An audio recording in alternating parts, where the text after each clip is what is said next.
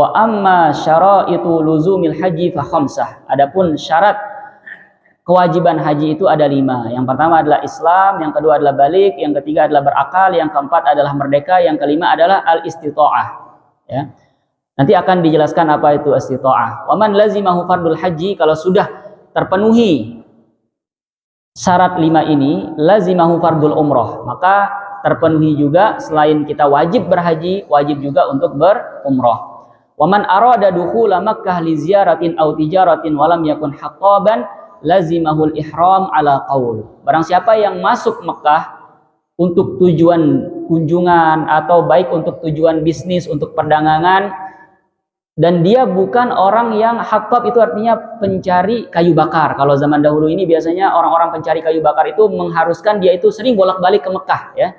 Nah, karena dia itu sering bolak-balik ke Mekah, atau kalau kita lihat di syarahnya ditambah au hasyasan, berarti pencari rumput, ya. Orang-orang peternak itu kan harus sering-sering banyak-banyak tempatnya berkeliling. Misalnya dari Yaman, ya, atau dari utara sana, misalnya Qasim atau siapa itu, atau dari daerah-daerah yang dekat dengan Mekah. Kalau dia masuk tanah haram, kan semestinya dia itu wajib untuk masuk dalam keadaan ihram.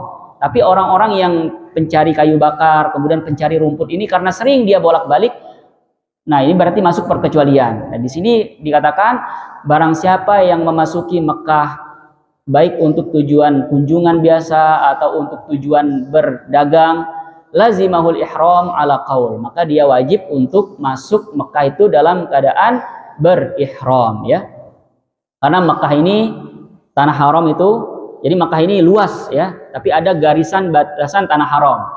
Di bagian utara itu nanti biasanya di Aziziyah, atau di selatannya itu di bagian mana, ya, di Hudaybiyah itu diberikan tanda batasan haram. Misalnya di bagian mananya di Tan'im, nah itu ada batasan-batasannya, ya.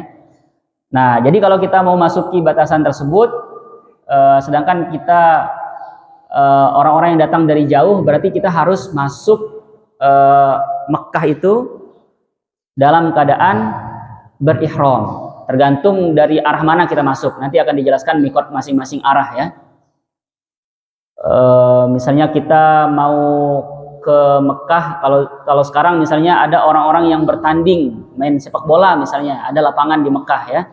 Nah, walaupun tujuannya untuk sepak bola, dia wajib untuk masuk Mekah dalam keadaan berihram. Seperti yang kita katakan tadi, sesuai dengan arah di mana dia datang, ya. Karena sudah ditentukan oleh Rasulullah SAW, waqata li ahlil Madinati dzal Hulaifah, bagi orang-orang yang datang dari arah utara seperti Madinah, seperti Yordania. Nah, itu dia harus berhenti di satu tempat namanya Zulhulaifah. Kalau sekarang disebut dengan Bir Ali, dia harus memasang ihram di sana. Itu miqat bagi orang-orang yang datang dari Madinah atau searah dengannya, utara langsung lah, ya.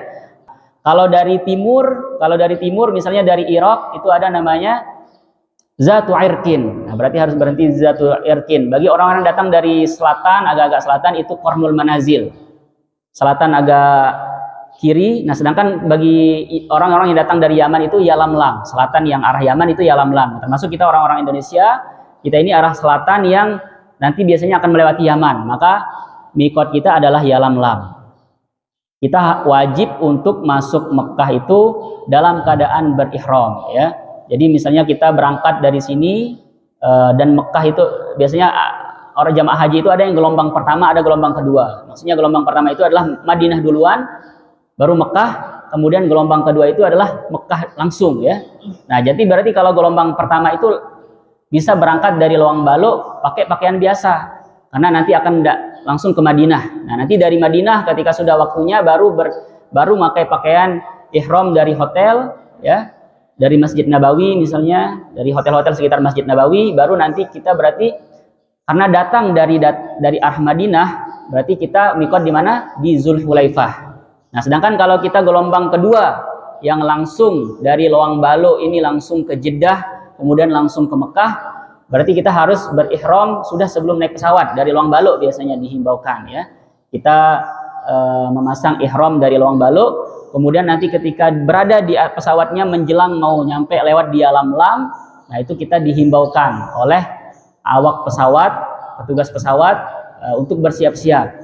Nah, boleh misalnya kita dari Lawang Balu itu sebenarnya sudah boleh untuk berihram. Tapi konsekuensinya kalau kita berihram setelah di Lawang Balu berarti kita sudah memasuki pantangan-pantangan itu, pantangan-pantangan ihram yang tidak boleh kita lakukan, berarti start dari situ.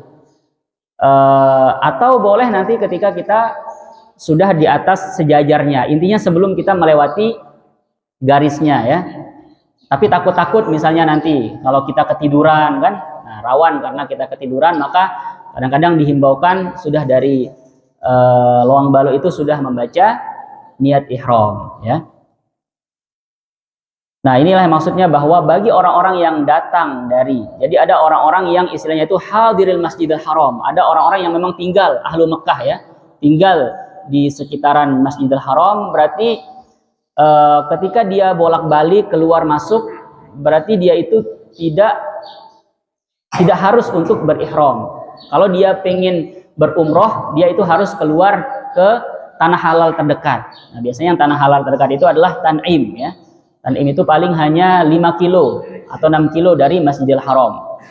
Nah, ada juga tempat-tempat mikot yang bersejarah yang terkenal seperti Ji'ranah, kemudian Hudaybiyah ya.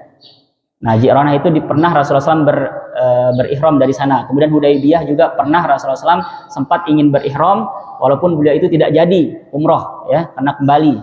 Nah, tapi yang perlu kita ketahui bahwa untuk ihram ketika kita sudah berada di Mekah, sebenarnya tidak harus ke 3 tempat itu.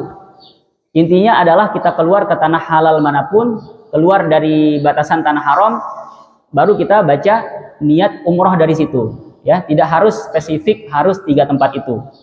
Nah, ini penjelasan waman arada dukhula Makkah li ziyaratin aw tijaratin wa lam yakun haqqaban lazimul ihram ala qaul. Barang siapa yang ingin memasuki Makkah untuk tujuan kunjungan ataupun tujuan untuk berdagang, dia wajib untuk memasuki Mekah dalam keadaan ihram. Berarti kalau kita memasuki Mekah tidak dalam keadaan ihram, berarti diharuskan bayar dam nanti ya.